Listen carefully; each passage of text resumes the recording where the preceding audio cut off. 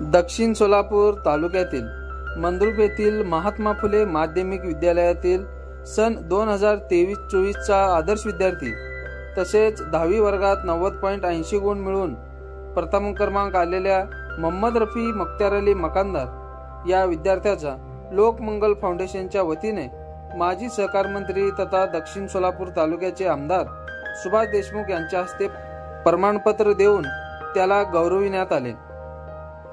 यावेळी मंसूर अली मकानदार, फैज अली मकानदार, लोकमंगलचे पदाधिकारी व वर्ग शिक्षक उपस्थित होते। दरवर्षी लोकमंगल फाउंडेशनच्या वतीने 10वी व 12वीच्या यशस्वी विद्यार्थ्यांचा सन्मान करण्यात येतो।